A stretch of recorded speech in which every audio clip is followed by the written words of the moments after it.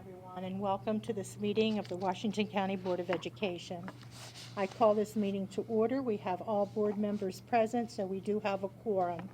At this time, Board Member Darrell Evans will lead us in the Pledge of Allegiance, followed by a moment of silence. I pledge allegiance to the flag of the United States of America, and to the republic for which it stands, one nation, under God, indivisible, with liberty and justice for all.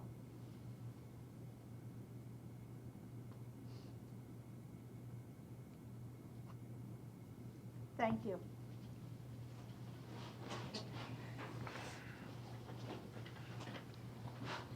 I'd like to welcome Tanesh Gupta, our student member, who is sitting at this first meeting as student member. So welcome, Tanesh. Thank you. At this time, we'll have approval of tonight's agenda. Is there a motion? So move. Thank you, Mr. Stauffer. Is there a second? Second. Thank you, Dr. Zentmeyer. Any discussion? All those in favor of approval? Okay, we have a unanimous decision with the student member concurring. This time we'll have approval of the minutes. Mrs. Williams, I move for the approval of the closed session minutes dated Tuesday, June 15th, 2021. Thank you, Mr. Gaspard. Is there a second to Mr. Gaspard's motion? Second. Thank you, Dr. Zentmeyer. Any additions or corrections to the minutes of the closed session of Tuesday, June 15th, 2021? Okay, seeing none, all those in favor? Abstaining? We have 1 abstention and 6 affirmative. So the minutes stand approved. The second motion is for the approval of the business meeting minutes dated Tuesday, June 15th, 2021. Thank you. Mr. Gaspard, is there a second? Second. Thank you, Dr. Zentmeyer. Any additions or corrections to the business meeting minutes of Tuesday, June 15th, 2021? Okay, all those in favor? Okay, we have 6 affirmative votes. Any abstentions? And Mr. Evans is abstaining, and the student member concurs. So those minutes stand approved.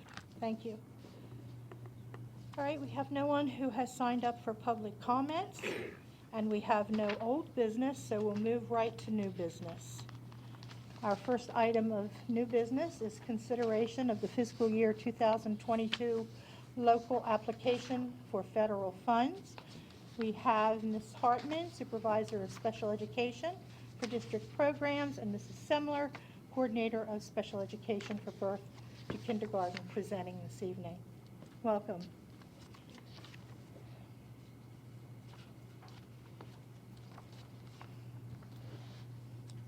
President Williams, Dr. Michael, members of the board, Mrs. Semler and I would like to thank you for the opportunity to present the local application for federal funding on behalf of Dr. Jeffrey Gladhill, Director of Special Education. This year's allocation is based on eligible students with disabilities in the October 1, 2020 child count. As you can see, this year we noticed a decrease of 90 students eligible for an individualized education program or IEP. We also saw a decrease of $3.38 per student in funding and a decrease in funding of $170,050 over school fiscal year 21 within the local application for federal funds, also called the LAF. However, we will be receiving an additional $1,289,324 through the American Rescue Plan, which will begin in school year 2022. This is non-recurring, but the funds will be utilized to support the initiatives that are already included in the local application for federal funding. So Dr. Gladhill did prepare a pie chart for all of us to look at.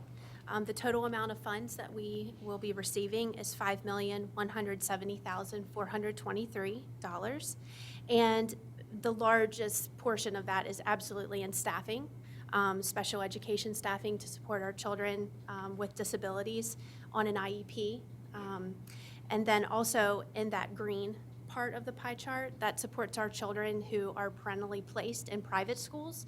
So any resources, supports that we can provide those students as well, starting with child find referral to IEP development, that amount is in that part as well.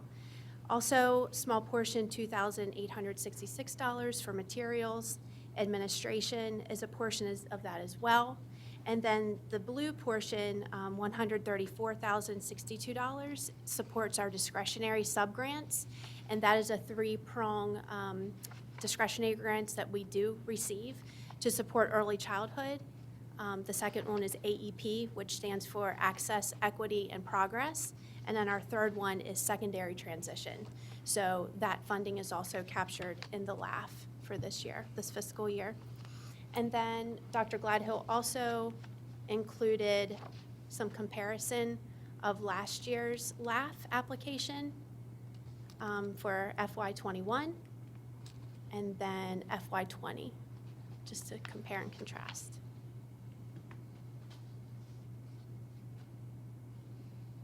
And we are happy to answer any questions that you may have that you're. Okay, we can ask questions during part of the discussion. Is there a motion for approval?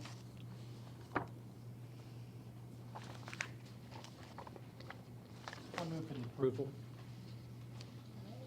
So Mr. Guthrie is moving for the approval of the state fiscal year 2022 local application for federal funds. Is there a second? Second. Thank you, Mrs. Murray. Questions or discussion? Questions? I have one quick question for the parentally placed students. Is that a requirement that we provide support for that?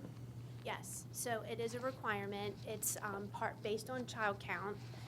We do receive those funds, and it's a proportionate share that we have. And how that works is we meet annually with any private school administration that wants to join us in that annual meeting, and we talk about their needs. Needs all the way from pre-K all the way through high school. And then we determine if we're going to provide professional development, if we're going to do some materials to support their needs, the child find process for eligibility and determination of special needs or IEP development. So yes, that's how that's determined. Excellent, thank you. Any other questions? No? Then we'll move to the vote. We're voting to approve the fiscal year 2022 application for federal funds. All those in favor? All right, we have a unanimous vote with the student member concurring. Motion carries. Thank you both. Thank you. Okay, we'll move now to the superintendent's report. Dr. Michael. Our first presentation tonight, by this time, we hoped that we knew a little bit more information about the career ladder. It's been a big part of the Kerwin legislation. We've heard about the career ladder for a couple of years, and there's a lot of pieces to the career ladder, but a lot of unknowns at this point, including all the way to definitions of what some of the terminology means, what some of the funding sources will be for the career ladder, all those types of things. But I did want to give the board a little brief update of what we know. We do anticipate that this fall, the career ladder is law, yet it's going to be negotiated in some way. And the career ladder kind of starts, and we also have to account for our current and what soon will be former negotiated group of employees that are kind of pre-career ladder, the way I understand it. And a whole bunch of questions rather than a whole bunch of facts that we know at this point. So I'm going to turn it over to our current experts, Terry Baker, Director of HR, and Lindsay, our Coordinator of Human Resources, to share what we know right now. And I'm sure they'll be glad to try to answer any questions, but it's going to be a topic we're going to keep up with. There's some significant amounts of money identified for certain very specific certifications and things that are going to happen with the career ladder, but still just a lot of unknown questions or unknown answers. Good evening, Mrs. Williams, Dr. Michael, members of the board. As Dr. Michael just shared, there's a lot more questions than there are answers. So we're going to let you know tonight. We're going to go over what we actually know at this point. And we're hoping to get more clarification on the career ladder, which is part of Maryland's blueprint for Maryland's future, a section of that. We hope to get more clarification through MSDE. There may be changes in legislation. So we'll share with you what we know tonight.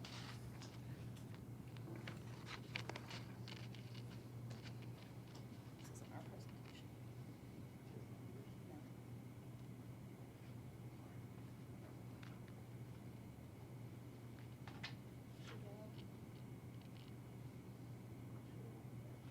There we go. All right.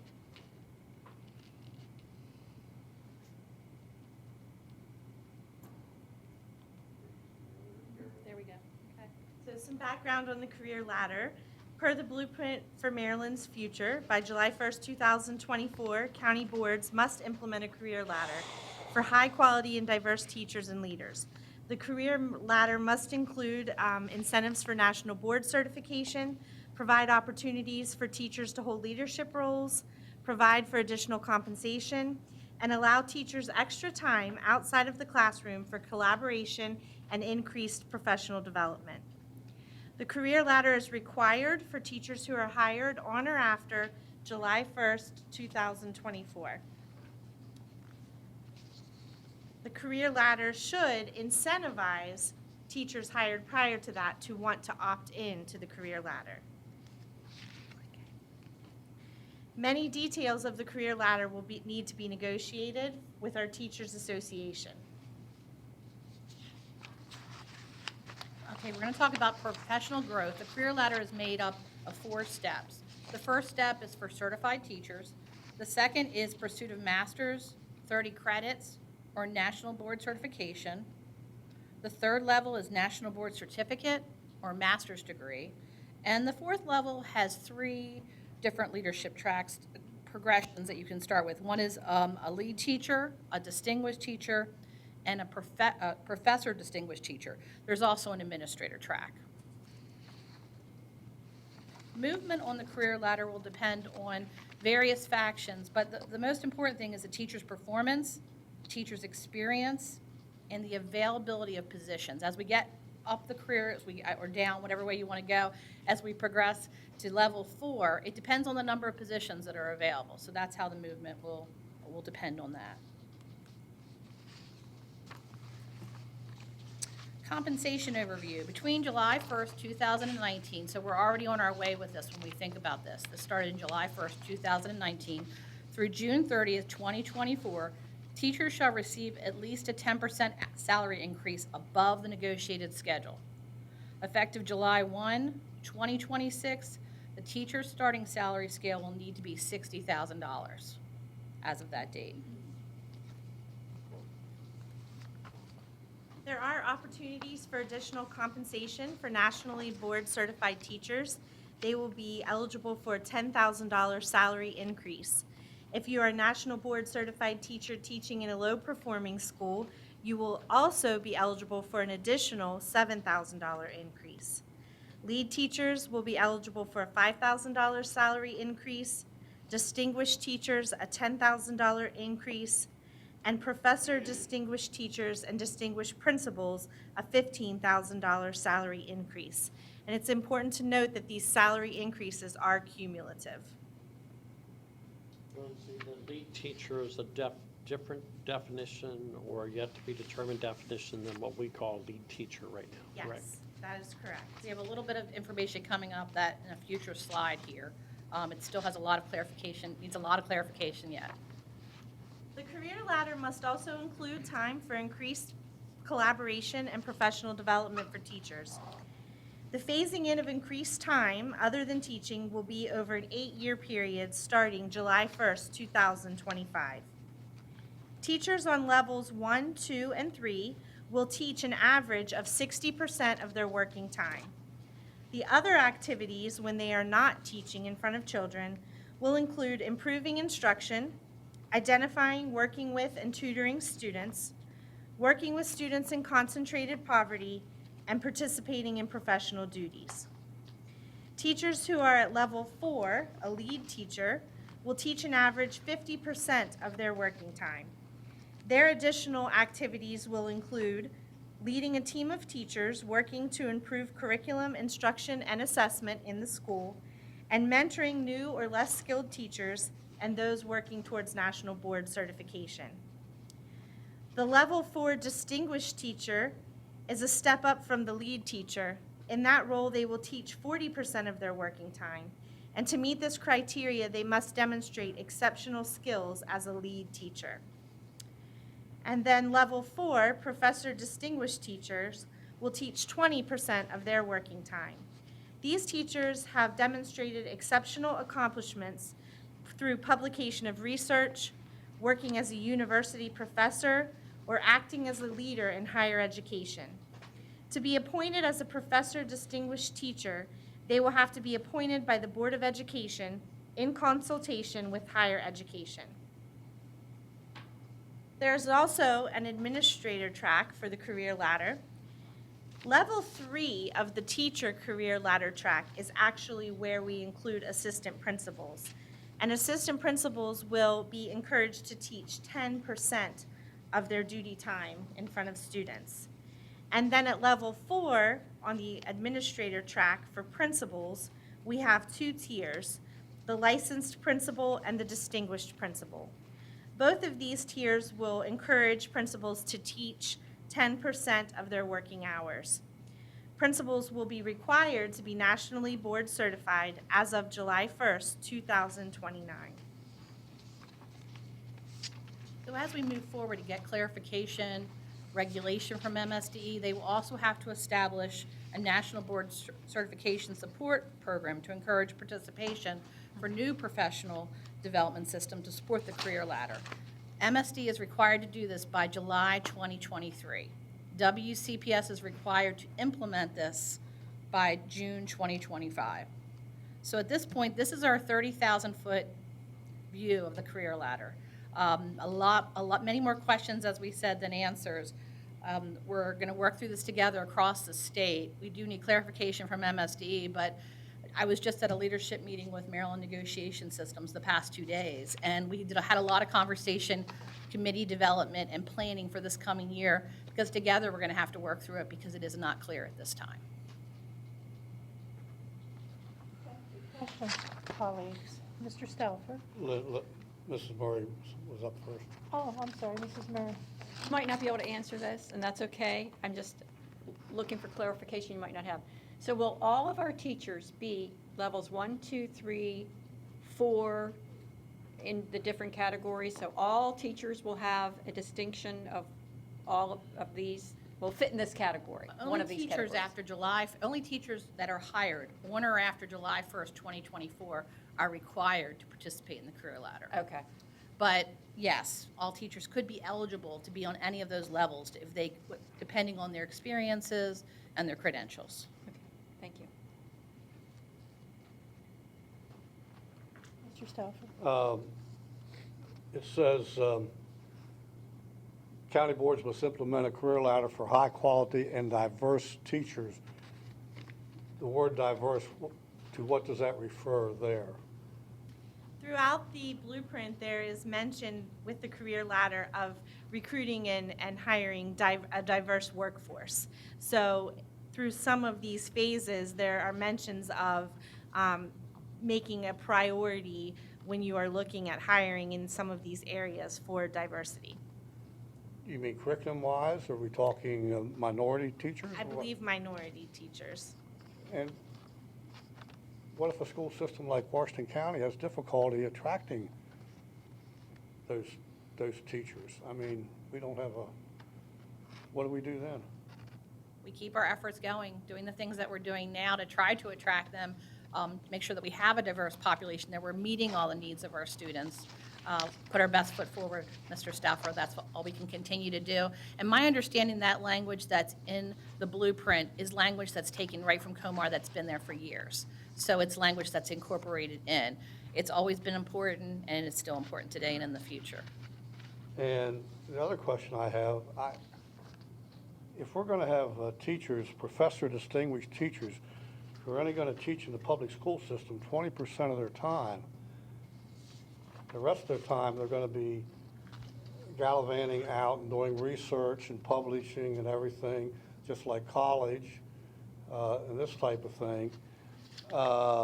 and they're going to be teaching at a university or a college and so forth, to me, that's a waste of money for the public school system to have to pay their salaries and stuff. How's that going to be taken care of? Well, there's no doubt in this career ladder that there will be a need for more teachers in order to allow the amount of time that is asked for them to participate in other activities. So that will be a challenge that we will have to. Well, who will pay their salaries, the public school system or the colleges, or will it be bifurcated or what? That's really yet to be determined, Mr. Stauffer. We do not know the Okay. answer to I'm that. not getting on you. I'm We, just- we know, and we understand. We have the same questions that we've been asking as well. And our understanding is that the levels at the top three, level 3 and 4, are going to be about 1% of the workforce. It's not just because you meet the eligibility doesn't mean there has to be a position available for you. But that's the limited information we have at this point. We do not know the details of that. I just don't see what a professor distinguished teacher, what use that person is to the public school system. I think that there It could would be a, be teaching other teachers, I guess. and helping to teach an education program, I could see an opportunity there that if they're teaching at a local college or university and teaching the education students who are coming into teaching and kind of helping to bridge that college to student teaching to then being hired with us, that could be a potential opportunity that we could see. But as Terry said, there's still quite a bit to be determined. This is going to be a nightmare for negotiations. Well, building the career ladder won't be a nightmare because we'll have to build a career ladder by law. What'll be a nightmare is how is it fair to those that aren't part of the career ladder? Right. And or wherever you are in your career, I'm going to now go and get my National Board certification. I'm 5 years away from retiring, but that's the only way I can get $10,000. And, someone much younger in years of service is making much more than I am. I mean, it's just a lot of pieces there. I mean, part of what we want to do is work on the career ladder as we work on negotiations, because somehow the two are going to have to go hand in hand. I'm concerned the better teacher you are, maybe, and some of this could be by criteria, hopefully it's by actually being an excellent teacher, not by check marks of National Board certification, working in a Title I school, whatever, but it's because you're an outstanding teacher. But the more outstanding you are, the more we're going to pay you and the less you're going to teach our children, and they'll benefit from you. But what we'd hope out of that is the professional development they provide to other teachers. And again, I understand the top level there. Maybe they're working with student teachers. Not every school system's going to have a teaching college Developing in their curriculum. area, so maybe it's by equivalent of Zoom or whatever that'll be in the day, but there's a lot to be figured out in here. I think to the board's credit, a 3.7% increase, we were able to give the last significant raise we were able to give in Washington County, that 3.7% increase where we compressed the bottom of the scale and then gave a 3.7% increase across the whole scale. We think that counts towards the 10%, and then our unfortunate only 1% COLA 2 years ago and our 1.25% COLA this year. We're slowly working our way on the 10%, but if it wasn't for that influx of money from the state, I mean, we would be 8% away or 7-8% away from this 10% mark, which is still several years out, but yeah, a lot to be answered yet, for sure. Mr. Evans, you have a question? Yeah, it seems like, and correct me if I'm wrong, what I'm hearing and reading there is that the teachers and principals are kind of blended together on that career ladder. Does that mean we will blend together those bargaining units as well and only have one bargaining unit as a whole with the teachers and principals, or? There are some restrictions on that. At my Maryland Negotiation Services meeting, we had extensive conversation on that. You can't be in the same bargaining unit if you're evaluating someone. There's different restrictions that we're going to have to overcome and get some guidelines on. But no, we don't think that will happen that way. But yes, there are some blurred lines that have to be figured out like that. And then what about our ESP personnel? Are they, I'm guessing they're not part of any of this? They are not part of this. Okay, thank you. Is National Board certification still self-funded, or do we grant money to those people who are pursuing National Board? We grant money to them for pursuing the National Board, and there is a piece in there, I may not have it written down here, about what portion of that the state will fund, and then what portion we will be required to fund. So there's a step down, like your first try, the state will fund this much. If you don't get it on your first try, the second try, they'll fund this much. And then we would be responsible for helping to fund the remainder. Thank you. Is this, how much of this has guaranteed funding with it? Or is it still an unfunded mandate, or do we know? The frustrating part to me, and I feel like I'm sure there's other superintendents who are frustrated, they just don't express it, at least during our BZAM meetings. This legislation passed 2 years ago. This didn't pass in April. This passed April a year ago. You know, it's 18 months old, Yeah. and nobody knows what this stuff means. Regulations have yet to be written out. Granted, it was passed and vetoed, and, you know, veto was overridden in January, so I guess there was no reason to really know exactly what you passed 2 years ago. But even this year, and here we are in July, and people don't know what it means since April, so I'm hoping our new state superintendent's going to try to get clarity of this from MSDE's part, and then we suspect there could be more legislation in the new session that might alter it again. So about the time we figure it out, there might be new things to figure it out. But funding, I don't know, and as Lindsay or Terry mentioned, I mean, and I respect this, and I want to do this for our teachers. Provide more planning time, provide reasonable class sizes, provide excellent wages that attract the best and brightest to Washington County. All three of those are conflicting without enough money. The only way I can free you up to teach less and have more planning time is I need more teachers. That costs money. The only way I can pay you more if I don't have the resources is I might have to raise your class size. I wouldn't reduce planning, but, you know, that could even be, you know, it's just things that give and take without a significant amount of money.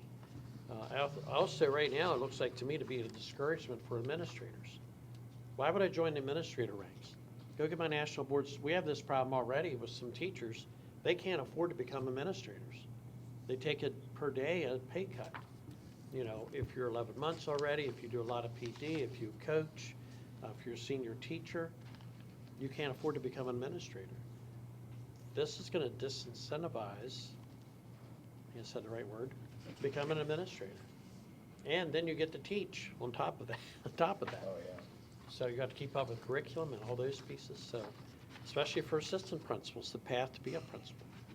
And all that's in play. And as a principal, by 2029, I had to have my national board certification. I may or may not even be in the classroom right now, which would make that a difficult task. So I think it's very, in a perfect world, this might be a great plan. I think in reality, it could be very difficult. Teacher shortage, and we need a lot more teachers in the middle of a teacher shortage. I don't know. Looking at this compensation overview to know how this is going to be funded, and even to know what the estimated costs involved is unreal. I have a couple questions, and I realize that you may not have the answers. Looking at the movement on the career ladder, that sheet or that page that says will depend on, and I'm assuming those things would have to be part of the negotiations as to how that performance would be determined, whether that would be based on evaluations. You know, are we talking about teachers' experience in WCPS or a combination of WCPS and elsewhere if they're coming to us with experience in other We expect some of counties? that to be defined by MSD. So you think some will come Some, defined? we feel that some of it will be defined, but And there are parts that will have to be negotiated as well. The availability of positions, does that mean positions on the career ladder or leadership positions within the school system? Leadership positions within that level 3 and level 4. Okay. It So- could be the level 4 for lead distinguished and professor distinguished teachers, that you would have so many positions available that would have to be, as Lindsay shared, like the professor distinguished teacher would have to be appointed by the college partnership with WCPS. There would be a limited number of positions. Position. So then looking at the increased time for collaboration and professional development, when it talks about teaching an average, and I'm looking at lead teachers and distinguished teachers, are we talking about teaching students or teaching teachers, or a combination of both? Has that been We are talking defined? about teaching students.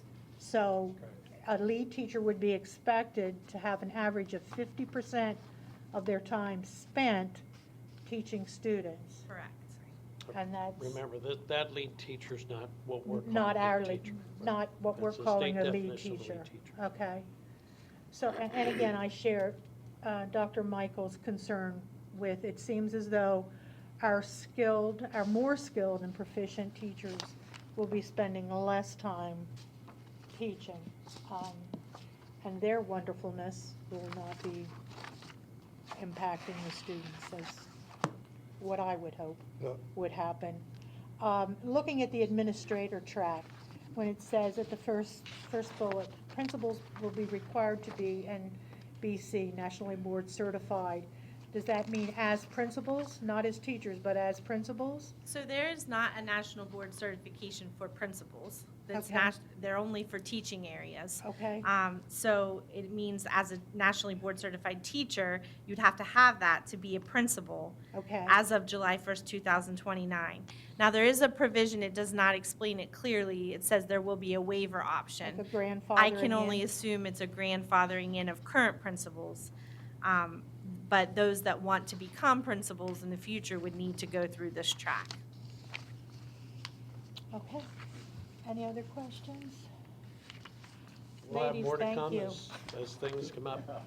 To me, this is just, there are a lot of good things about Kerwin. This is the least desirable part of Kerwin, because I don't think it's gonna work. That's just my personal opinion. I just don't see it happening. I think it's gonna split teachers, and I think there are gonna be teachers who are gonna say, listen, I'm a good teacher, I'm an excellent teacher, I don't wanna mess with all this, I just wanna teach kids. I don't wanna do research and so forth, I wanna teach kids.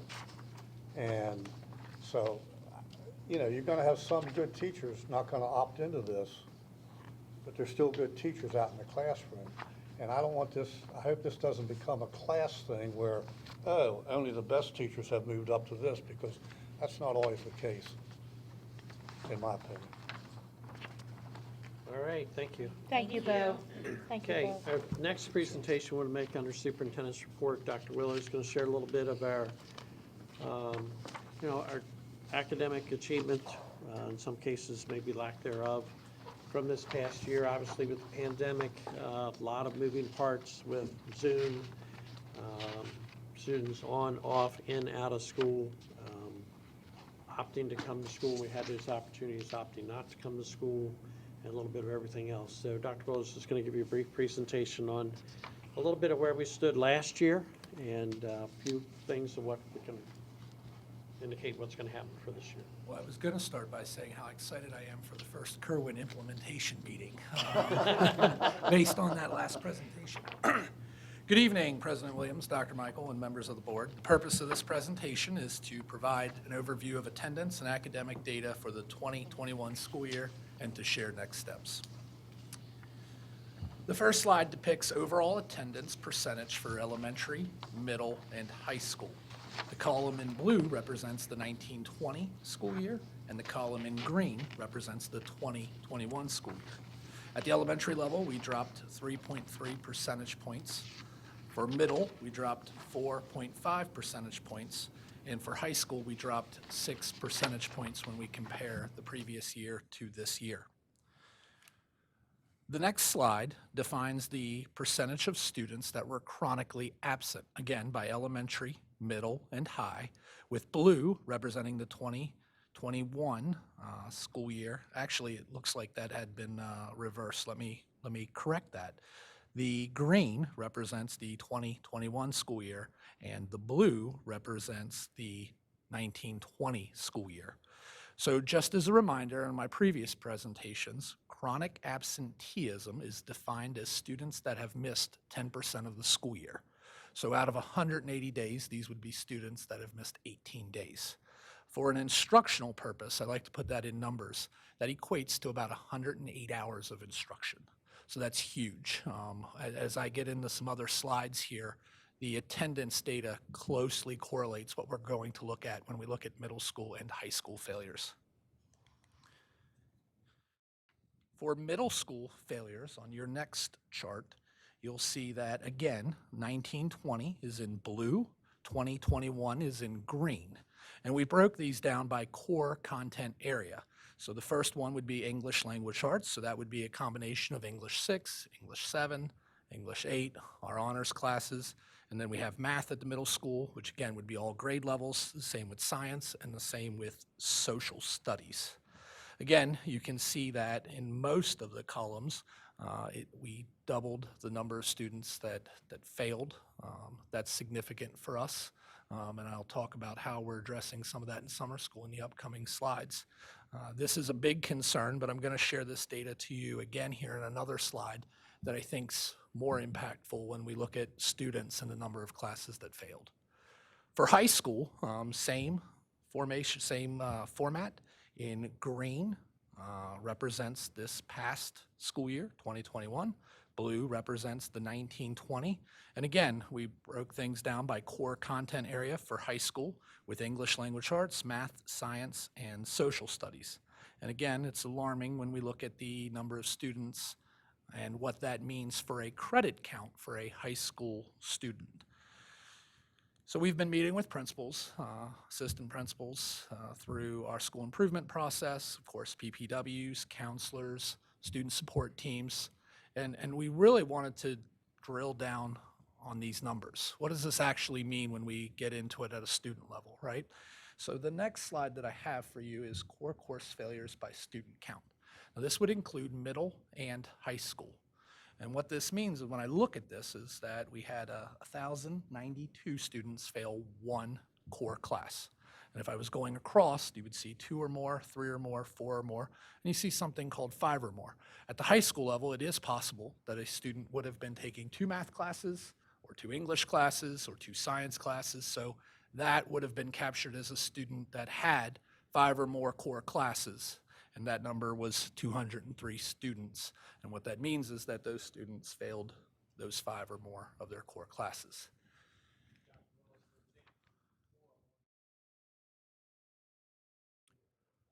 Correct. Correct.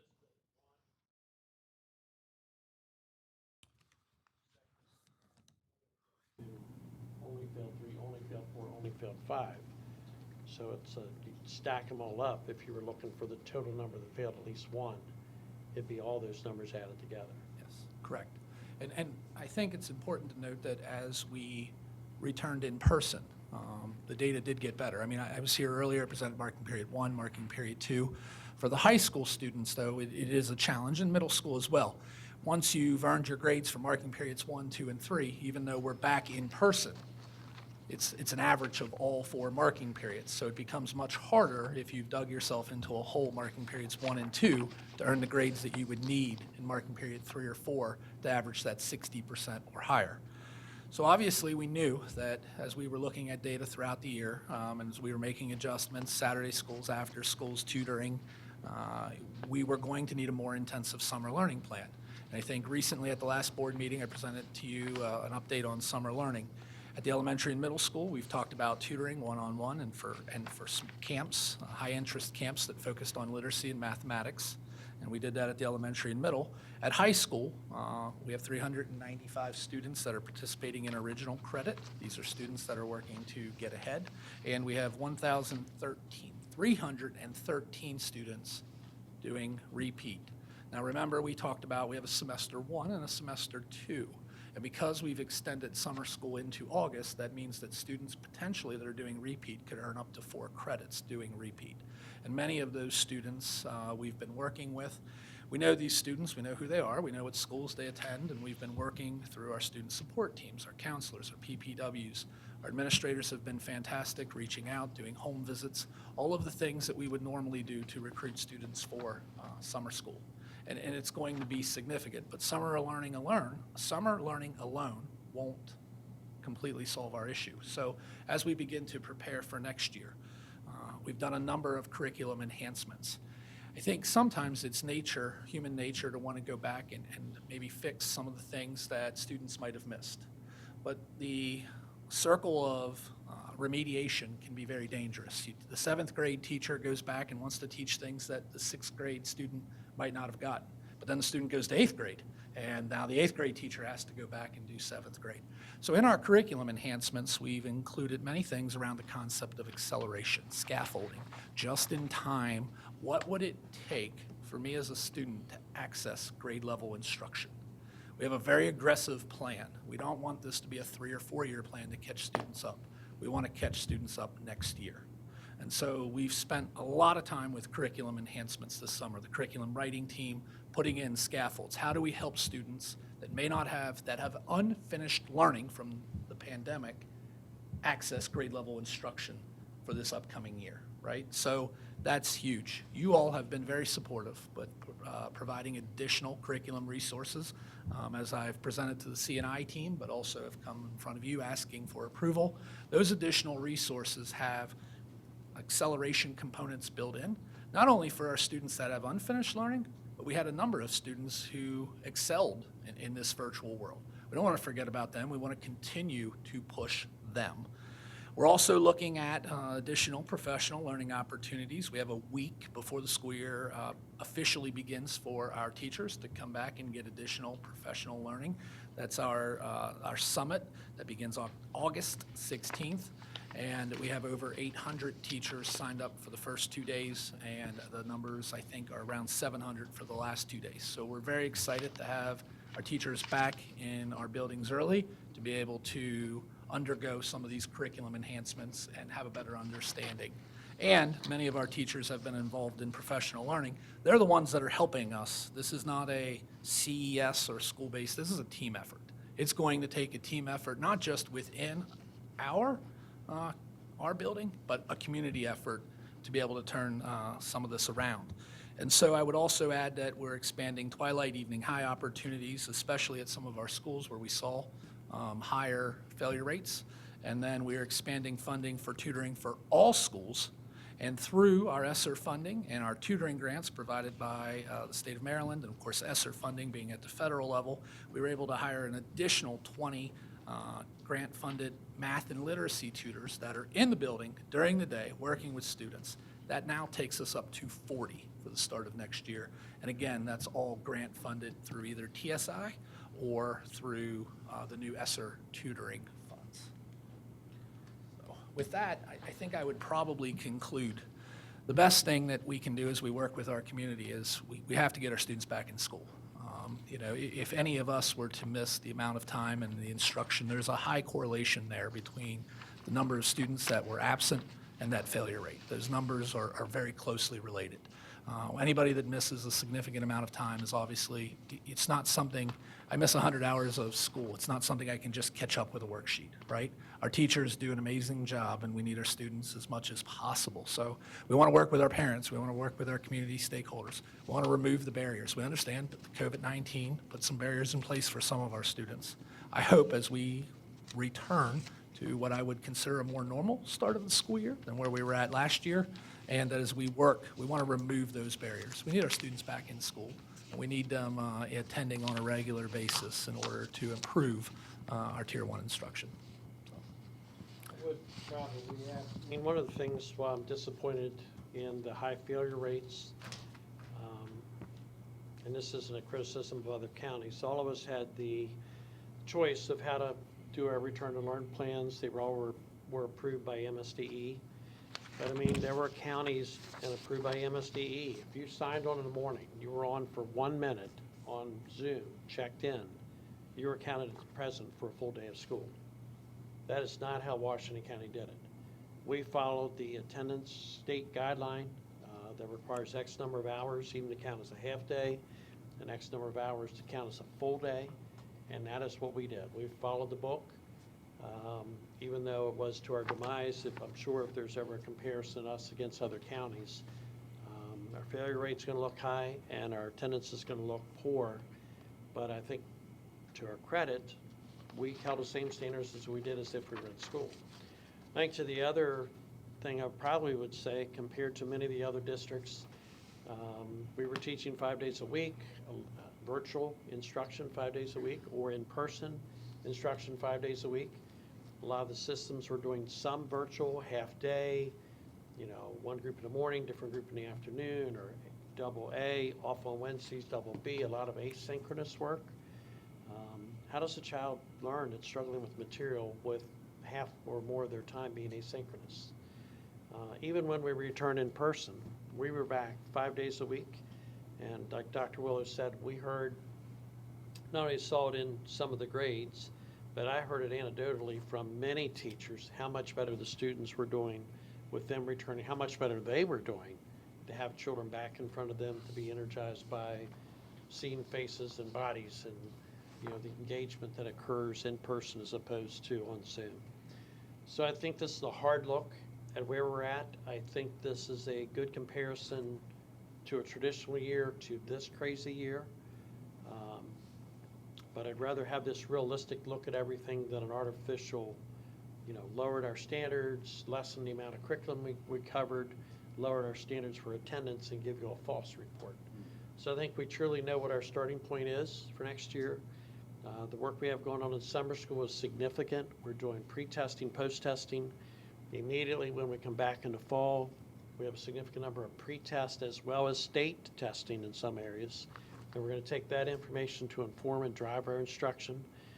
I personally believe, I have no research to back this up, but what we catch up, what we've already caught up in the spring, what we're catching up in the summer, and what we gain the first 3 or 4 months of school is what's going to be caught up as a result of any catch-up efforts.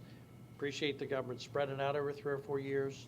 You will see gaps for 3 or 4 years, but I think what we'll really do is return to our traditional gaps that we've always had.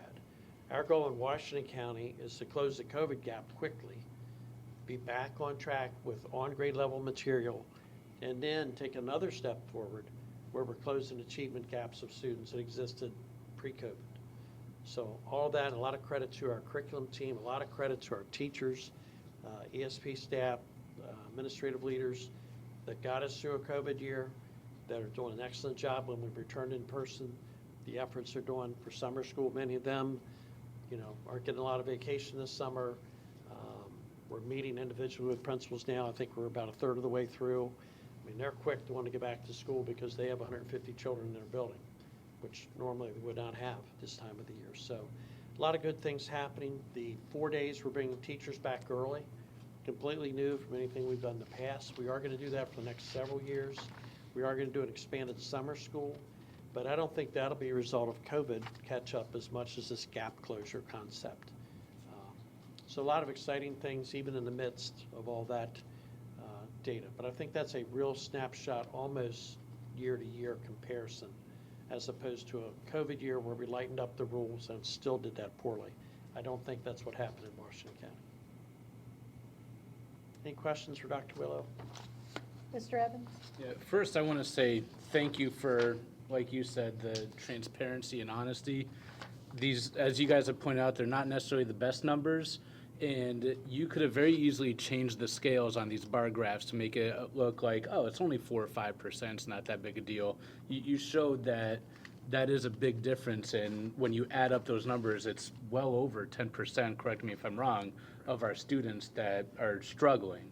So I appreciate the transparency, and you briefly touched on this about evening school and enhancements and other strategies to kind of fill these gaps a little bit. At the end of the day, it's really tough to ask a kid to go to school from 7 in the morning and then go home for a little bit and come back at 6 in the evening.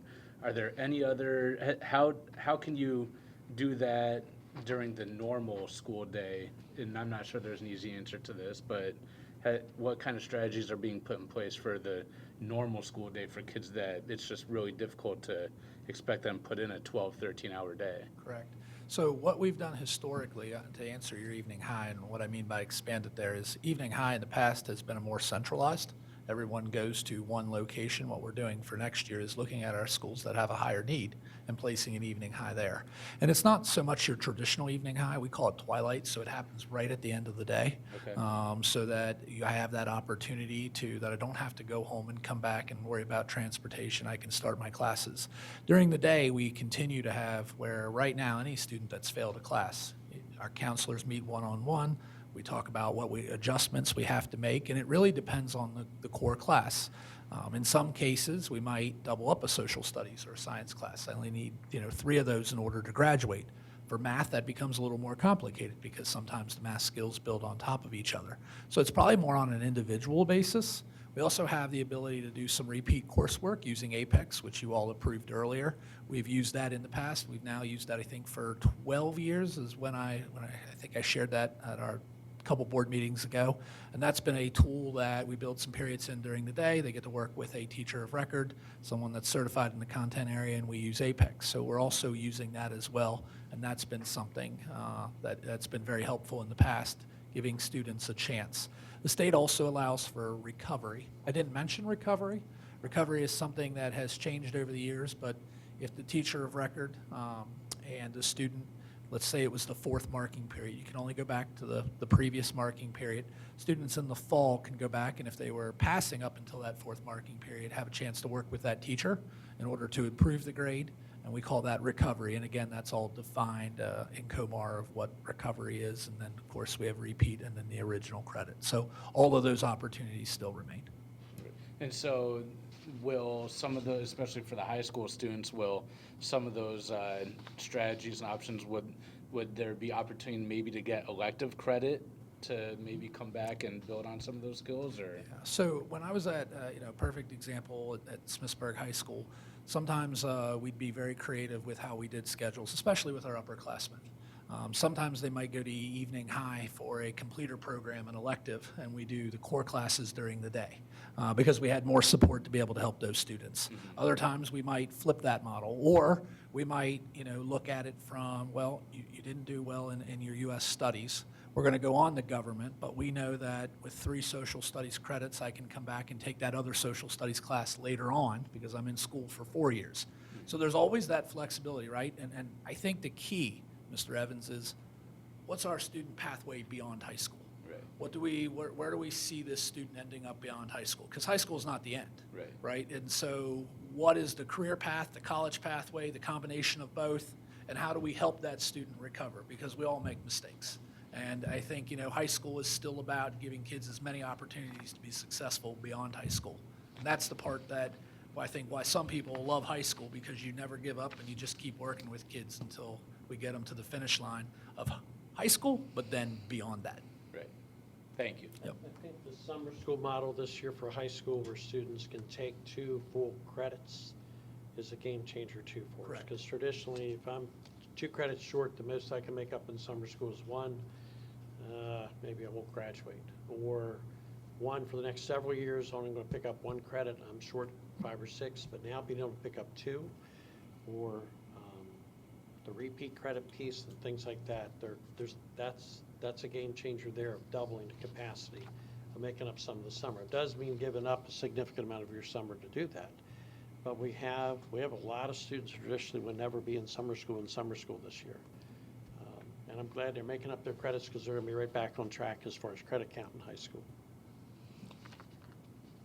I just want, Mr. Guest, I'll get you in a minute. I just want to say that, how appreciative I am of the tutors and the teachers that are working hard, but of the importance of the student support teams, because it has to be very difficult emotionally for these students and daunting to be faced with the fact that they have this credit recovery, and some of them, Absolutely. so. And it's knowing your student, right? Because Absolutely. for some, it's not the best pathway to do multiple credits this summer. Right. For some, they need to be back in with a teacher of record or something in the fall. And that's what, again, I think the power of the student support team, knowing our students, building those relationships and meeting the Right. needs of each individual student. Right. Thank you. Mr. Casper? Just a question, Dr. Willow. Could you explain to me how students who have failed and how they're going to handle extracurricular activities of sports? I think in the past, if they weren't passing, they weren't allowed to participate. So with, that many people that are not passing, seems like there's probably going to be a need for some of those students not to be participating in extracurricular activity. How are we going to handle that? So that is a policy that we haven't changed. We stayed consistent with that. So we look at final grades at the high school level. That's what it's based on. and students that have failed 2 or more are ineligible to start the school year in game competition. What they can do is practice, and they can practice, but they have to bring their grades up by interim time to a passing, they have to show passing grades by interim 1 in order to actually compete in a game. So the idea is that I'm going to football practice, I'm attending the study halls, I'm part of the team because I want to get my grades up so that I can actually access competition. And I think most athletes play because they want to play in the game. And so that's your way of earning your way back. But you're absolutely correct that that policy hasn't changed. We stayed consistent with that throughout the pandemic. And I believe it's a board policy that outlines that, so we wouldn't have the ability to change that, Mr. Gesford. I think that's partially why we see so many students in summer school. I'm sure some of them are getting their grades up so they can become eligible. So I think we're going to see a record number of credits earned this summer. I can't imagine we're not. We won't know until we're finished second semester. But. Mr. Gupta? First of all, I just want to thank our superintendent here for reopening the schools during COVID, because I know that other counties didn't. And as a student myself who was online and then switched to in person, it was really great to see my teachers, see my friends, see students. I enjoyed school a lot more. I learned a lot more in person, and I did feel bad for other counties who didn't have students who didn't have that option to return. And I just want to thank you for doing that. My question is, how do these tutors work in school? Are they in place of classes? Are they tutoring after school? How does that work? So if I understand your question correctly, with our teachers, obviously we do things during the actual school day. Many of our after school, our secondary schools run twilight programs, so it's not always for credit recovery, credit repeat. Some might call it homework club or tutoring club. Other schools work to run Saturday school, where students can come in over a couple of hours on Saturday. That tends to be more productive sometimes because you have a longer time with the student and you can get more accomplished than you can in that hour after school. But I think it's always on a case-by-case basis at each school. And again, it's meant to be what are the needs of our students, right? And what can we get our students to participate in? And what resources do we need? And I think that's what makes it a little unique at each building. But I've seen all that. I've seen morning as well. So I think it's a combination of everything. Any Okay. other comments or questions? Thank you, Thank you. Dr. Willow. Thank you, Dr. Will. Just a couple other things I wanted to share to the general public. Washington County Public Schools is still hiring. We're getting closer and closer with our teachers' positions being filled, but we have a significant number of bus driver positions, paraprofessional positions, food service worker positions. We would love to have you be part of Washington County Public Schools. We think we offer excellent benefits for staff. So the majority of these positions are benefited positions. And for this upcoming year, there's a 4% retention piece to our salary. Unfortunately, we weren't able to have large raises this year at all, but the 4% retention offered at every quarter is something that even new employees, as they're there for the full quarter, would take advantage of. So we encourage you to sign on to our website and look for wcpshr.com for openings. And I think we're using Facebook as well as our website, other places we're advertising for those things. I do want to mention our ESSER 3 plan. So I think we're going to pull that up on the screen, but as the board's aware, the ARP ESSER 3 American Recovery Plan, Elementary Secondary School Relief Fund, I think is all those initialisms and things what they stand for. But a large part of that grant, our largest grant, ESSER 3, requires public input and feedback, and we're looking for those opportunities. When we just got the grant, I think on July 2nd, and we've immediately been working on it or planning for it. Our recovery plan, our return to learn plan, similar to last August, we are accelerating to learn plan is what we're calling it this year instead of returning to learn plan because we're already back. That needs to be part of this document, and it is. We've roughed out what we're calling big buckets of how ESSER 3 would be spent, and we're interested in hearing comments from the public, teachers, staff, students, PTAs, their CCAC group, general public.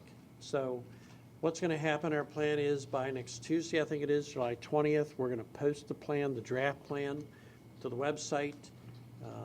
Again, WCPS, Maryland, or MD.com will take you there. There's a link that'll be there that'll take you to the stakeholder feedback plan where you can fill out a survey, give your feedback on various components of it. It'll be up on our banner, our scrolling banner. So as soon as you go to our website, within less than a minute, I'm sure you'll see the banner go by. It'll be in a very prominent place where you can take the survey. If you'd like to provide other comment, the whole plan will be there to see, or the draft plan will be there to see. You also can email us at public_feedback@wcps.k12.md.us. That link will go directly to senior staff, and all that information we'd like to have in place here by the 28th. Dr. Willow and Dr. Pugh are going to do kind of a virtual stakeholder meeting where they're going to describe the plan in greater detail from 4 to 6 on July 21st. So that'll be early, soon after the plan's been released. So next Tuesday, look at the plan, hear more about it on Wednesday, and then provide feedback either through the survey or through the email address. We'll make adjustments to the plan based on that survey feedback, and the plan is due July 30th, so we intend to submit it on July 29th. So pretty quick turnaround. It's a significant amount of money. We've been very wise how we've used the money. I think I reported to the board we had approximately 15 grants. At this point, I think within another month or so, we'll be down to 3 major grants. The other grants will be expended. Summer school, significant amount of the money. Our COVID money from the last year for staffing, significant amount of the money. Wise purchases to prepare for this year, purchases for this summer. All those things have all been encumbered at this point. So now we're down to one of the largest grants, the ESSER 3 grant, and we're seeking public feedback on that. And I think that's the majority of my comments tonight. I kind of wanted to end with our apprenticeship video. A number of these, 2 of these have been produced, one for the business side and one for the student side to kind of recruit apprentice people and apprentice businesses into the program. Despite the pandemic last year, our apprenticeship program remains strong. We have one of the strongest apprenticeship programs in the state of Maryland. Opportunity for businesses and students to get together. Businesses try out students to try out various industries. There's a monetary stipend for businesses that help support them taking a risk on students and to help them educate them on the job as well as our component. I think this is going to continue to grow. A lot of other countries have apprenticeships. It's just part of being a high school student. So I'm very proud of our team, CTE team, Cody Pine, Wendy Moore particularly, that does a lot of work to keep our apprenticeship program going. And thanks to them and thanks to our employers around the county, that many are on their second, third interns. Some have employed maybe more than a dozen of our interns at this point. So we're just going to roll a video for the last part of my presentation, and I'll turn it back over to you after the video, Ms. Williams.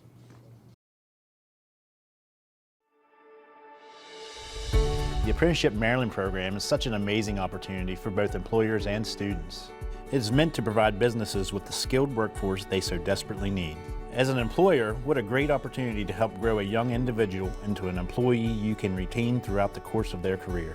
I think having the spirit of a student, their youth, and their energy, it has brought a lot to our organization. They are part of the team from the beginning, and we have the opportunity to mold them for what we need in the future going forward. I would strongly encourage businesses to engage in this program. I think the students are great.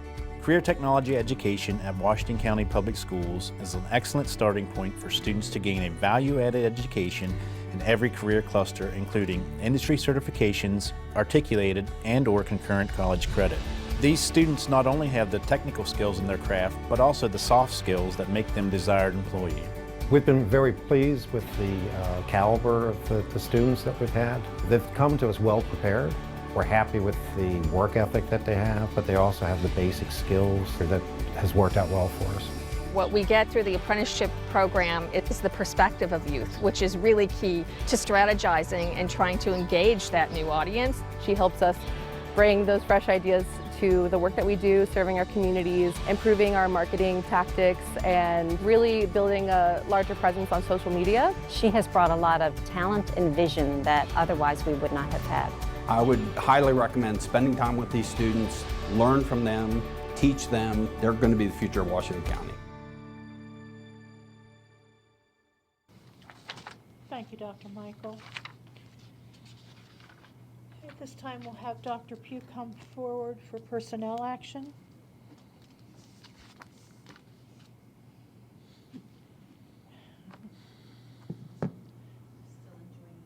As discussed earlier in closed session today, there were a number of staff changes for your consideration. At this point, I ask for your approval of today's staff changes. Thank you, Dr. Pugh. Is there a motion? President Williams, I move to approve the personnel actions that were discussed earlier in closed session. Thank you, Mrs. Murray. Is there a second? Second. Thank you, Dr. Zentmeyer. Any questions? Any discussion? Okay, the motion is to approve personnel action as discussed earlier in closed session. All those in favor? Thank you. So we have 6 affirmative and 1 abstention. Motion carries. Thank you, Dr. Pugh.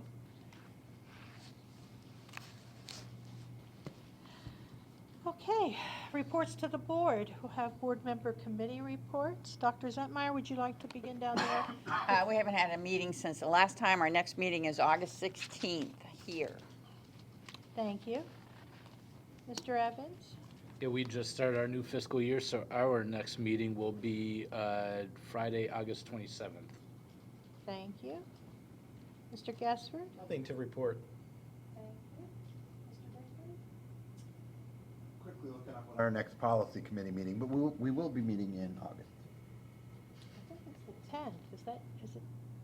Maybe not. Forget or not. Do you remember, Patty? When's our next policy meeting? August 10th. Mrs. Murray? I have nothing to report, thank you. Thank you. Mr. Gupta, anything with regard to student government that you want to share? Nope. Okay, thank you. Under miscellaneous business, future agenda items, we have just one thing on the list, and that is on October 5th, the 2021 summer school report. So we will be seeing Dr. Willow again, I believe.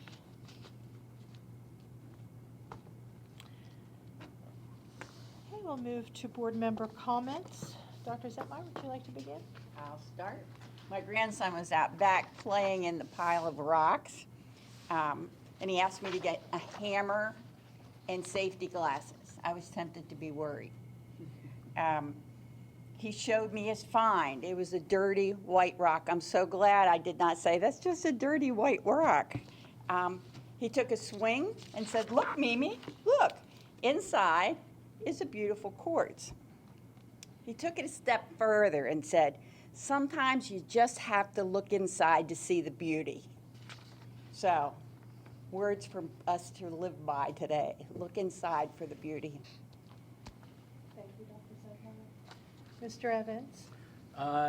Nothing new. I just want to congratulate. I'm very big into baseball. I got to watch some of the youngsters do some of their Little League All-Star tournaments, and congratulations to them. Got to see the Rally at Valley tournament, and congratulations to Valley on winning their own tournament. It's been a while since they've been able to do that, so good time. Good to see the kids out there and enjoying their summer and being able to be kids again. Thank you, Mr. Evans. Mr. Gassford? I just have a question. I have nothing other than this question. This is, as we were sitting here, I was thinking about that federal funding, and this would be a question for you, Dr. Mike. How much of that money is going to be going to Marshall Street? Do we have a number that? I mean, a lot of people believe that all of special ed is paid for by the federal government, but it's where the federal government has a huge gap in funding. So a portion of that, I'm sure, is dedicated to Marshall Street, but just like with all the special ed, it's kind of special ed with our general ed funds, make up our special ed funding. And I think we put in a much bigger piece of the pie than the federal government does. So I they'll can't- definitely get something out of that then. Oh, yeah, and this is the traditional, I mean, I think Jeff had 3 different pie charts in there. It's roughly the same amount of money, and then with the makeup money from the federal grants, it's actually a little bit more. So Marshall Street, you know, it's our top resource and purposely our top resource per student school based on their needs. I'm certain between this, but this alone is not all special ed. It's only a portion of all of our special ed funding. All right, thank you. Mr. Stelter? Nothing. Okay. Mr. Bickford? I just want to thank Dr. Michael and senior staff and all the team for having a more robust summer school schedule this year. I have the experience of my wife teaching summer school this year in Frederick County, and hearing how much, there is definitely an effort, I think probably in most of our counties in Maryland, to make it a very worthwhile but also fun experience, since they are going to school in summer, and she's coming home with just fantastic stories of kids really enjoying school. And I imagine we'd hear similar stories here in Washington County. And I do know that the fact that we are able to offer, like you said earlier, more credits, I know many students who have taken advantage of that, and it really does give them a leg up. Some of this will help close the COVID gap, but it also is a great opportunity for children who are in particular programs that want more time for that program to basically take care of some of these credits as well. So I appreciate that we're doing that this year. And maybe we can try to provide for the board a schedule, probably the traditional summer school, a little less exciting to go and see. I mean, it looks similar to classrooms. Hopefully the students are still having fun. It's okay to have fun 180 days of the year. But tomorrow, squeezing among everything else, I'm going to Ramps for Under the Big Top. I've been encouraged to come. I don't know what it is, but they are super excited over there. Their staff's been encouraging me to come for a couple days, couple different, it's been going on for 6 weeks or so, or is going to go on for 6 weeks. Next Thursday, I know, I'm invited to a play at Morgansville, and I think they just had one, or maybe this is the third one they've had, third different group that's come through. And the kids that haven't read out loud before or nervous about reading, have heard stories already of how successful some students are in reading and performing and things, and these are kids who never thought that from. So I'm excited about that, but those kind of things are going on everywhere. Right now, we're so booked with our principal, 46 principal meetings back to back to back to back. I can't get out as much as I want to, but I'm excited. I'm hearing as principals are coming in, how many kids you have in summer school, what types of things are going on, and they're sharing very, very positive experiences our kids are having right now. I want to see you in a red nose tomorrow. It's hard to tell, it could happen. I was thinking the top hat, the rain mask. Make it happen, Peggy. Mrs. Thank Murray? My grandson Evan, who had not been back in the building at Lincolnshire since March, went to a Nintendo camp. Oh my gosh, he had such a good time. He said he learned things, but it was also fun. So thank you, Lincolnshire, for making his learning fun. It's okay to learn and have fun. I gotta That's keep right. telling people that. Learning We do that should all be the time. fun. It should be. Yes, Absolutely. so thank you very much. Mr. Gupta? Well, this is my first board meeting, so first of all, I want to thank WCSC, the county student government, for electing me in this position, and Kevin, the previous student member on the Board of Education, for training me and guiding me these past few months and preparing me for this. But I just want to share a little story. A few weeks ago, I was grateful enough to meet with a couple student board members in a different state. And I was surprised in the way they recounted their treatment, that adults were condescending to them, they weren't supported by the community, they weren't really respected, they weren't proud to be student members.